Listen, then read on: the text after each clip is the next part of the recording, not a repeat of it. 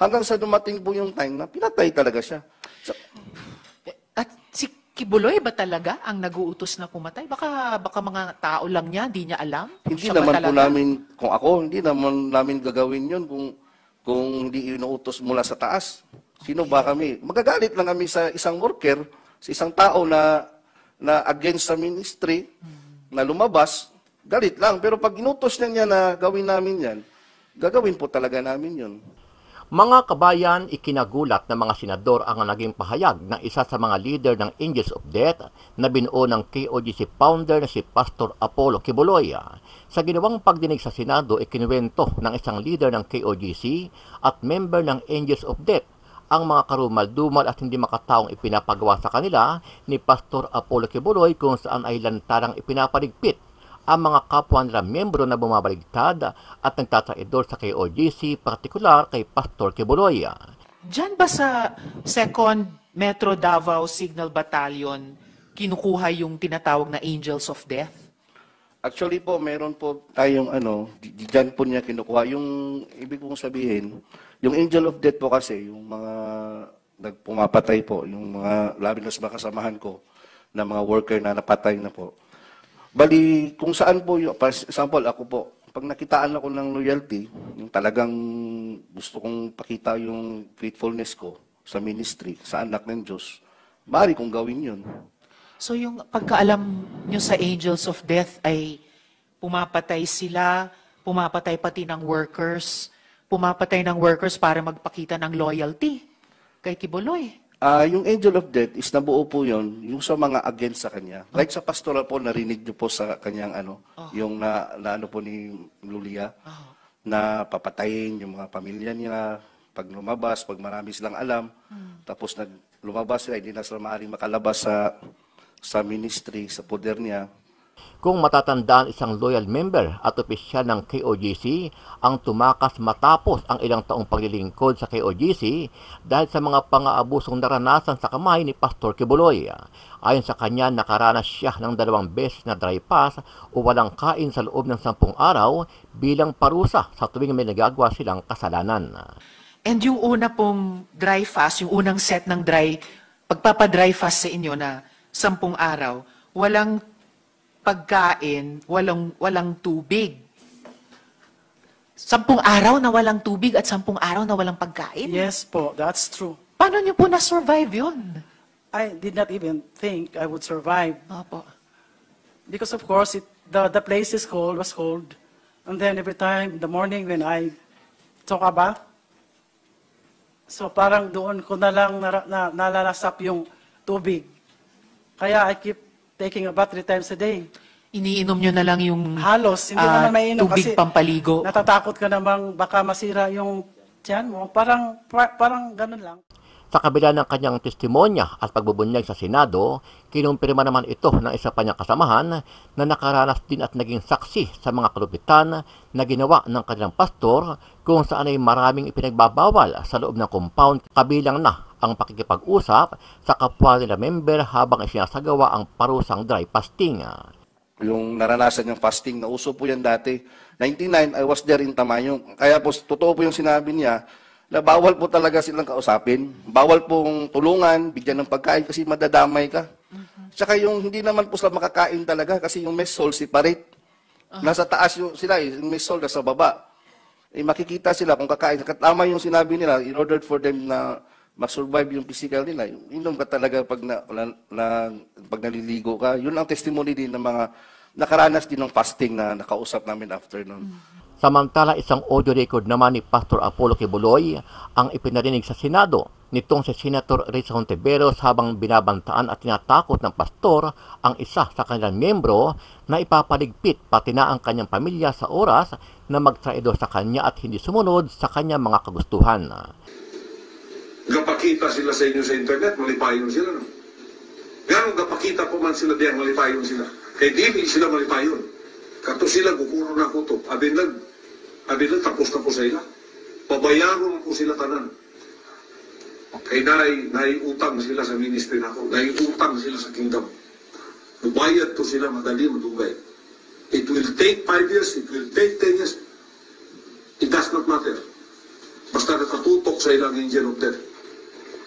When the opportunity presents itself, patay sila.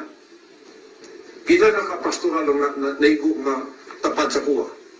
Iya pa ninyo. Di man niya ko mapasakitan, membro-membro na. Pagka nakik-contact ng lalaki niya, nakik-sex ka na sa iya. Yatag mo na yung kagalingon sa iya. Pag sa internet, I love you ka na, yatag mo na yung kagalingon sa iya. Matapos ang audio record, itinanggi naman ni Pastor Kibuloy na hindi siya ang nagsasalita sa video. Ayon sa pastor, dahil daw sa modernong technology ngayon, ay baka daw AI at imbento lang ang nasabing audio message, bagay na hindi ito pinaniwalaan ni Senator Risa Hontiveros. Mr. Kibuloy, boses nyo ba yung nasa audio file kanina, yung binabantaan mo yung si Stephanie o si Pane? Kailangan po i-authenticate kasi ngayon malakas ang AI. Hindi So pero boses nyo ba yon yung nagbabanta kay Pane o kay Stephanie? It appears na parang boses ko. Pero Alright. hindi ko po ma-authenticate kasi ngayong panahon na to malakas ang AI. At Kaya- sino po si Stephanie Ibarra? Sino po si Pane? Isa po sa mga manggagawa. Manggagawa. Ano po yung relationship o relasyon nyo kay Pane o Stephanie Ibarra? Isa pong manggagawa. Isang manggagawa. Pero hindi ba totoo na kinupkup nyo siya, kinuha nyo sa inyong pag-aalaga nung siya ay 2 years old pa lamang? With this issue po kay Pane, I invoke my right din to remain silent. All right. So, pero sa pagkaalam po namin, inalagaan nyo siya nung bata pa lamang siya. So, parang naging tatay kayo ni Stephanie o Pane Ibarra. Tama po ba?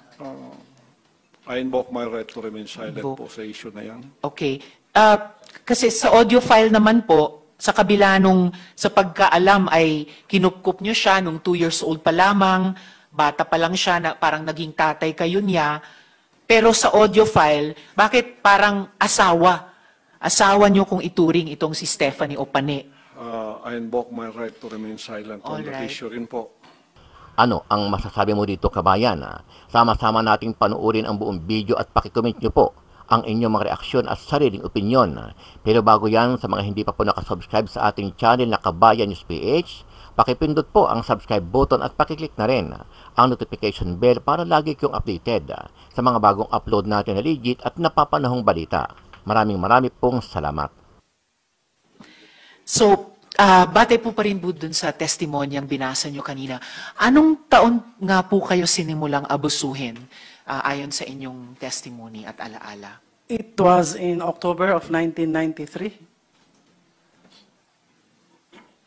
October of 1993. So, 31 years ago po. Yes po. Alright. Tapos, ulitin ko lang po yung nabalitaan kong fasting o dry fast. So, hindi kayo pinakain, hindi kayo pinainom ng tubig. Ilang araw nga po ba ginawa ito sa inyo? At wala po bang kasamahan ninyo doon na sinubukang tulungan kayo? Of course, nobody would ever dare help me because upon instruction na hindi nga ako they were not even allowed to talk to me, nor even to come near to me. So, actually, there were 2 sets of fasting given to me. One set was, there was straight 10 days fasting. There was no food, no water. It was Ninette Ukyas who gave me the list of instruction. And number 1 in the list is to do dry fast for straight 10 days. Sino po nagbigay ng instruction? Ninette Ukyas. Nenet Okyas. Yeah. Okay po. And then, I only was able to eat a little amount of rice and viand on the 39th day because when you had fasted, hindi naman kailangan kakain ka agad. So, there was water, then then lugaw, and then finally on the 39th day, that was the time I was able to eat rice. And then after that, there was that second round of fasting, which was even more miserable. It started on February 6, 1999, and there were other workers also. And that was very miserable because it was like this. We were given 5 days or sometimes 7 days. It was a kind of a series of fasting. The first, second, third days were for dry fasting, meaning you were not allowed to drink, of course, to eat food, dry foods, and on the fourth, sometimes it's water, sometimes it's sometimes it's lugaw. Then another 5 days, the same pattern. Sometimes it became 7. It ended on the it ended on the month of May because I have my diary on that. So yung pangalawang dry fasting, 3 buwan, na may iba't ibang klaseng fasting for 5 days or 7 days, 1 to 3 days na dry fasting, on the 4th day may tubig, o yung yung pinakuluan ng sinaing, di ba? Yung pinapainom ng mga lolo't lola natin sa mga baby nung panahon ng World War II. Yung sabaw ng ano po. Sabaw. lugaw. Sabaw ng lugaw. Or lugaw. So over 3 months, may ganitong series ng mga iba't ibang klase ng dry fasting. Yes po. But I was together with other workers also because they were also punished, but I was the longest. I stayed there for the longest, 3 months. And yung una pong dry fast, yung unang set ng pagpapadry fast sa inyo na 10 araw, walang pagkain, walang tubig. 10 araw na walang tubig at 10 araw na walang pagkain? Yes po, that's true. Paano niyo po na-survive yun? I did not even think I would survive. Opo. Because of course, the place was cold. And then every time, in the morning when I took a bath, so parang doon ko na lang nalalasap yung tubig. Kaya I keep taking a bath 3 times a day. Iniinom nyo na lang yung Halos, hindi naman mainom tubig kasi pampaligo. natatakot ka namang baka masira yung tiyan mo. Parang ganun lang, parang And after 39 days, ganun ulit, pinainom muna kayo ng tubig, ng and then pinakain ng lugaw, and finally, kanin. yes, on the 39th day. But there was a month, I think it was month of December, may kinain na rin ako doon. Kaya lang, again, maybe they were not satisfied with the result. Maybe they wanted me to really slowly kill me. So again, I had another series of fasting that was, as what I have said, it started on February 6th and ended on the month of May. Ngayon sa karanasan mo, ikaw kasi obviously nag-survive ka ng dry fasting mo as punishment eh. Sa personal knowledge mo, meron kayong kasama sa KOJC na nag-suffer ng masamang consequence as a result of dry fasting as a form of punishment?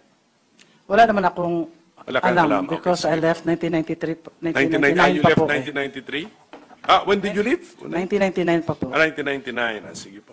Pero sabi mo, founding member ka, so, pero wala kayong nakita pala. Okay, except So far, wala. kasi sana, kung meron, i-encourage natin sila ngayon na magreklamo sila because this might be a violation of the revised penal code. How is it enforced pala? How is it enforced? Sabi mo kasi, sa Prayer Mountain, you're free to roam around eh. Pwede kang gumalaw. So, paano kung super gutom ka na? Can you cheat? Can you cheat on the dry fasting punishment? We were tempted to do that, but because we're so afraid, baka madagdagan pa yung araw pag malaman. I'd just like to quickly ask Miss Jacqueline Roy. Miss Roy, quickly lang po at this point, narinig nyo yung mga sinabi ni Miss Yulia. Do you confirm what she said? Inaamin nyo ba yung mga sinasabi niya na kayo daw ang nag-groom sa kanya para kay pastor? Good afternoon po, Senator. I want to invoke my right to remain silent, and I'm also invoking my right against self-incrimination since nasa korte na po ito. Salamat po. Alright, babalikan na lang po namin kayo para sa ilan pang mga tanong mamaya. Miss Yulia, just for a last question from me at this point. Miss Yulia, you sent us a copy of an audio file that came into your possession. Now, noting that the Philippines Republic Act number 9208 as amended grants immunity from liability to a victim of human trafficking who transmits a recording involving a violation of that law, and noting further that this audio file had been also circulating already on the internet, the committee will play this audio file now. So please stay with us, Ms. Julia, while we play the audio file. I was about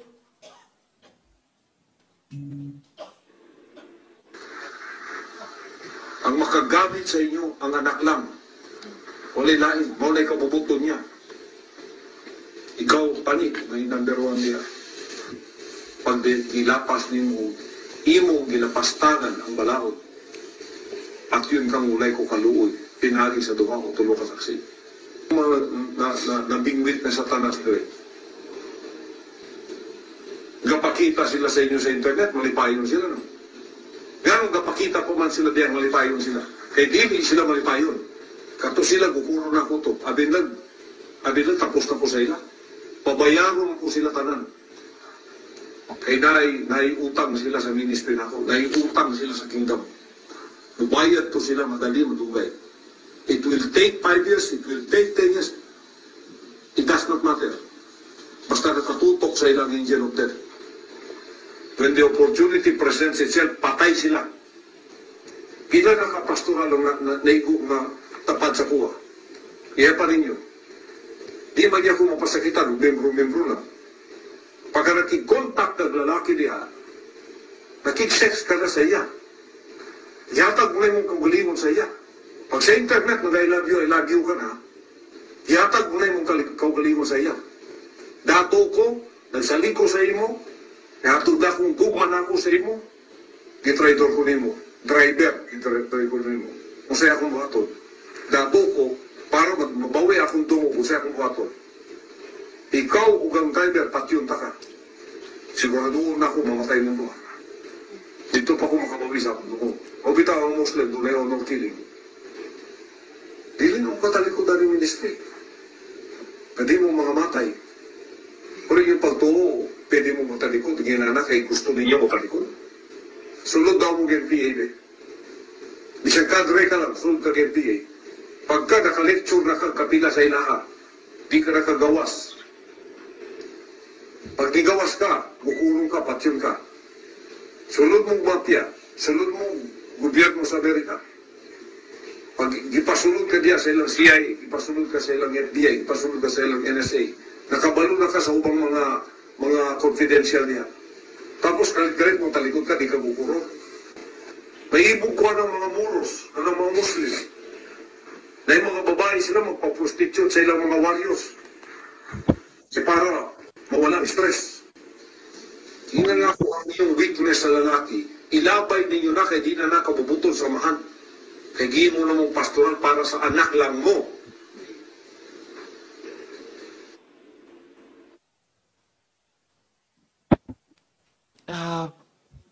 Miss Julia, before my questions to you about this audio file, Mr. Quiboloy, huwag kayong mag-alala. Magkakaroon din kayo ng oportunidad na magresponde. Didigin lang natin, mga kasama, lahat ng mga victim survivors testimonies muna. At bahagi din po ito ng karapatan nyo marinig yung mga akusasyon laban sa inyo bago kayo magresponde. So ngayon, pakinggan naman po natin si Edward Ablaza Masayon. Sir Edward, maaari mo bang ipaalala sa amin? Di ba kayo yung bahagi ng 2nd Signal Battalion ni Quiboloy? Opo, Madam Chair. Okay po. Ano po ba yung 2nd Signal Battalion? Para ba yung private army? Actually po, Madam Chair, ang 2nd Signal Battalion is a legit po na galing sa Philippine Army. Noon po, nag-start yung ano ni Quiboloy po, yung private army po. Nung panahon pa po ng Task Force Davao, kasi yung unang batch ng Task Force Davao, yung hindi pa ako nakasali doon, meron po mga workers na kasama ko, yung pili lang. Sila yung mga unang batch talaga. Okay. Task Force Davao is local lang po ng Davao. Yes. Noong 2015 po, mag-jump out po tayo. 2015, na-endorse po yung paaro dito po sa Kingdom. Because paaro is gamit na gamit po kasi national na po siya. Ano po yung paaro? Philippine Army Affiliated Reserve Unit. Okay, paaro. Paaro Okay. po. Under po ng 11 RCDG, at saka po yung sa ARESCOM po na yung ang nag-train po is 1105th Community Defense Center ng 11 RCDG. So yung paaro nasa ilalim ng 11 RCDG po. RCDG. Ano po yung RCDG? Reserve, RCDG is Reserve Command po. Ng Philippine Army. Opo. At yung paaro nasa ilalim ng 11th RCDG at ng Nag-train po is yung sa 1105th Community Defense Center po. nag-train. Opo, yung under po ng sa training. 1105th Opo. Community Defense Group. Group po, group. Community Defense Group. Okay po. Defense Center po. Defense Center. Okay. Bali po CDC. yung second Signal Battalion po is po yan, binubuo po yan ng buong Kingdom members o workers po. Wala pong nakasali dyan ng mga tagalabas. Hindi po kagaya ng ibang mga reserve unit po ng paaro sa ibang lugar po, sa ibang tawag nito, sa ibang parte ng regional po na yung exclusive po talaga yung second Signal Battalion under po ng SMNI. Okay. Under ng SMNI, yung Opo. media company. Opo, media Pero company yung po. media company ng SMNI, merong sa ilalim niya nitong Second Signal Battalion. Ito po yung certificate ko po, sinerex ko po. Okay. Basahin ko po yung Yes, talaga. please. And then pakisubmit ng kopya sa aming COMSEC. So, Ito po yung FYI. namin, yung sa September 7, 2015 to November 21 na training po namin. Okay. Ang po is Philippine Army Affiliated Reserve Unit, PAARO, then Military Orientation Training of the 2nd Metro Davao Signal Battalion, Sunshine Media Network International. Ito po So, yung ito pala ay Second Metro Davao Signal Opo, Signal Battalion. Yun Battalion. yung buong pangalan niya. Opo. Okay. Diyan ba sa Second Metro Davao Signal Battalion kinukuha yung tinatawag na Angels of Death? Actually po, meron po tayong diyan po niya kinukuha. Yung ibig kong sabihin, yung Angel of Death po kasi, yung mga nagpumapatay po, yung mga labi na sa mga kasamahan ko, na mga worker na napatay na po. Bali, kung saan po, for example, ako po, pag nakitaan ako ng loyalty, yung talagang gusto kong pakita yung faithfulness ko sa ministry, sa anak ng Diyos, maaari kong gawin yun. So yung pagkaalam nyo sa Angels of Death ay pumapatay sila, pumapatay pati ng workers, pumapatay ng workers para magpakita ng loyalty kay Kibuloy. Yung Angel of Death is nabuo po yun, yung sa mga against sa kanya. Like sa pastoral po, narinig niyo po sa kanyang yung na po ni Lulia, na papatayin yung mga pamilya nila, pag lumabas, pag marami silang alam, tapos lumabas sila, hindi na sila maaaring makalabas sa ministry, sa poder niya. At saka maraming alam po, yung nakakaalam po lalo sa pastoral, inner circle, yung mga ganun po. Tsaka mayroon din pong member ng yung sa Angel of Death, yung kasama ko rin po, yung si Simon Tagnipis. Si Simon Tagnipis po kasi, siya yung pumatay kay Jarog. Kay Jarog po. Jaruk. Opo, Jaruk. Sino po si Jaruk? Duming Jarog, hindi ako, dato po yan ng Kausayan. Kahusayan? Sityo Kausayan ng... Sityo Kahusayan. Opo, yung sa sakop ata yan ng Manuel Gianga sa Davao City. Sa Davao City, Sityo Kahusayan. Nakasama ko po yan, open secret na po yan sa security department sa amin na siya yung talagang tumira kay Jarog. Ang security department, ito rin po yung 2nd Metro Davao Signal Battalion. Opo, under po ng Okay. security department yan ng Kingdom. Kasi more or less 21 department yung nasa loob ng Kingdom. May logistics, yan, transportation. Opo, logistics kina Mr. Resita at Opo. tiging kayo naman sa Sa security, department. Okay. Ganun po yung namin, set up po dyan sa loob. Okay. At nung nasa loob po kayo nitong 2nd Metro Davao Signal Battalion o yung security department, meron ba kayong nasaksihan na inabuso o meron ba kayong nasaksihan na sinaktan paano yung ginagawa sa kanila? At bakit sa mga balita, bakit usually sinasaktan yung mga miyembro? Maging ako po, hindi po ako exempted sa punishment. Kasi pari nilang sabihin sa akin na sa Bisaya pa, pabadlong yung matigas yung ulo. Tao rin naman po tayo nagkakamali. Lalo na yung sabihin, bawal mag-cellphone, bawal manood ng sine, bawal maglaro ng computer games. Because I was there, 15 years old pa po ako, since 1999. I started yung nag-solicit ako, nagtitinda ako ng puto, kakanin. Tsaka po, yung mga palo po na yung mga punishment po na sinasabi ni lalo na po sila ni Ate Gingging yung naranasan yung fasting na uso po yan dati 99 I was there in Tamayong kaya po totoo po yung sinabi niya na bawal po talaga silang kausapin bawal pong tulungan bigyan ng pagkain kasi madadamay ka tsaka yung hindi naman po sila makakain talaga kasi yung mess hall separate nasa taas yung sila yung mess hall nasa baba makikita sila kung kakain. Tama yung sinabi nila, in order for them na mag-survive yung physical nila, inom ka talaga pag, pag naliligo ka. Yun ang testimony din ng mga nakaranas din ng fasting na nakausap namin after nun. Sa akin naman po, yung paluan po, 2013, massive po yun. Na pinasuot po kami ng SS, yung orange, yung serpent seed po ang alam mo yung sa preso? Serpent seed? Opo. Naka-orange kami nun. Tanggap naman po namin yung time na yun kasi akala namin yung siya yung anak ng Diyos, yung talagang tanggapin mo yung punishment mo. Alam niyo po yung parang ang turing sa amin na yung trapo, mas may karapatan pa yung trapo kaysa sa amin. Hindi kami, kahit bata, bawal kami kausapin, bawal kami magingay. Yung na isang beses nga, tumawa kami, pinapalo kami ulit. Tawa lang po kasi mabigat kaya yung mag-ano ka ng bato. From gising kami ng 4 a.m., preparation para devotional 5 a.m. Tuloy-tuloy na yan, work job, kain, tanghalian, kain lang, 1 oras lang yung pahinga. Hanggang alas 10 ng gabi yung namin, trabaho, puro Mas overtime. matagal pa sa pagkakaroling atiging na 14 hours. Kayo, 4 a.m. hanggang 10 p.m. Opo, di pa po kasali yung devotional. 18 hours, may devotional pa. Bago matulog po, yung mga 11 na po kami makatulog, 11 or 12, ganyan. Ay, wow. Okay, so 16 hours, pwedeng umabot ang isang araw. Opo. Okay, yung mga pagpatay nung 2nd Metro Davao Signal Battalion o yung security department, si Kibuloy ba ang nag-order ng pagpatay sa mga dating KOJC members?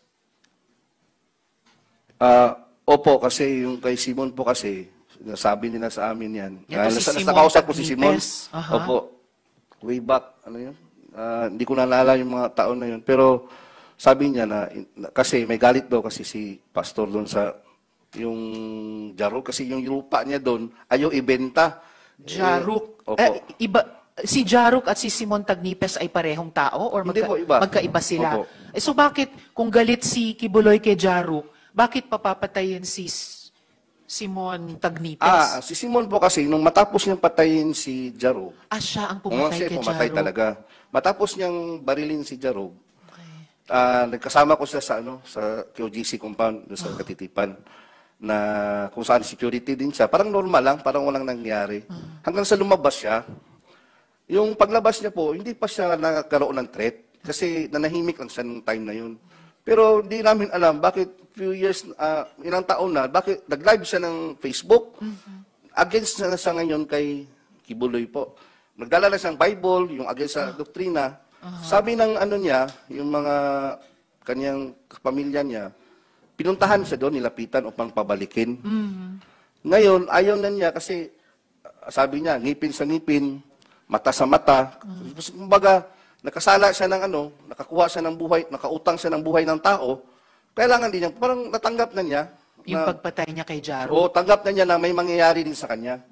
Kaya nga, talaga siya, sabi pa kasi magkakilala kami ni Simon sabi pa nga yung yung mga kaibigan niya, yung parinting niya talaga, yung kadugo niya. Kamag-anak. Kamag-anak niya, sabi nga niya na kung saan magdadala na siya ng Bible, gano'n na po yung niya. Kasi parang nagsisisi po siya sa nangyari nagawa sa kanya.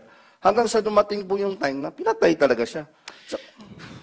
At si Kibuloy ba talaga ang naguutos na pumatay? Baka mga tao lang niya, hindi niya alam? Hindi Siya ba naman po talaga? namin, kung ako, hindi naman namin gagawin yun kung hindi inuutos mula sa taas. Sino ba kami? Magagalit lang kami sa isang worker, sa isang tao na against sa ministry, na lumabas, galit lang. Pero pag inutos niya na gawin namin yan, gagawin po talaga namin yun. Okay. Kamusta naman yung pagtrato ni Kibuloy sa mga miyembro? Halimbawa, pag may sakit, pag may pangangailangan ang miyembro, kumusta ba? Pag may sakit po, yun lang po yung ano doon. Kasi kami, ordinary worker, dati yun, naranasan ko po nung kasakit ako ng yun, pneumonia, basal pneumonia. Binibigyan lang po kami ng pamasahe, 100 piso. Tapos pa-check up sa SBMC, sa public hospital, SBMC. Southern Philippines opo, Medical Center. hindi naman sa inaano natin, minamaliit yung SBMC. Maganda naman yung serbisyo doon. Pero sa ngalan na nag-solicit ka, nakapagbigay ka ng income, 10 to nakapagtrabaho. 15 million Oo. every, ano ba yung sinabi kanina? Ay, Every yung buong month. pinag-anuhan namin, Oh. yung araw-araw naka-income kami pag mayroong month of blessings, yung KOH na sinasabi, nakakontribute ka ng pera tapos nagkasakit ka, i-ano ka lang, ipa-check up ka sa SPMC. Tapos niyan, ano ka pa sa Lingap. Yung programa po ni doon po sa Davao yung Lingap. Aha. Pipila ka doon ng ilang oras. At saka hindi po sinasabi, pinatawag ito yung, Madam Chair, yung hindi pinapakilala na kingdom kami. Galing kami kay Kibuloy kasi mapapahiya daw si pastor kasi mayaman daw. Yung reaksyon ng tagalingap, yung malaman nila, Kibuloy mayaman yan. Bakit kayo nanghihingi ng Yun na So, nga. kayuda. Ganun po yung Tama rin. So, kasi nakaka-generate kayo ng malalaking pera, Opo. pero hindi, kumbaga, katumbas Nung yung medical care medical na care po. nakukuha nyo kapag kayo naman ang nagkasakit. Kung may ibang pangangailangan bukod sa health, ganun din ba yung nangyayari lang? Yung halimbawa po, yung katulugan nga namin, alam po nila General Torre po yun. Yung sila Kinil Maranta, nakapasok sila doon, yung tulugan ng mga babae doon. Parang ito, malaking ganito, tapos parang mga sardinas dyan. Tabi-tabi, lahat. Walang maayos na tulugan. Kaya kabaliktaran po lahat nakikita natin sa TV, yung propaganda. Saka yung binibigay sa amin, supply, sabon. Ayan. Yun po, yung honorarium, swerte lang, mabigyan ka. 500 minsan, weekly, or 200. Depende sa tagal mo na sa loob. At sa kabila ng milyones na kinukwota sa inyo buwan-buwan. So pati yung mga higaan, ilang paligo lang kumpara sa kailangang higaan ni Ate Gingging nung may bare, tapos may pako. Opo. Ito, very bare din sa karanasan ninyo. Alright. Dagan salamat, Edward. Paki-stay on para sa rest ng hearing natin.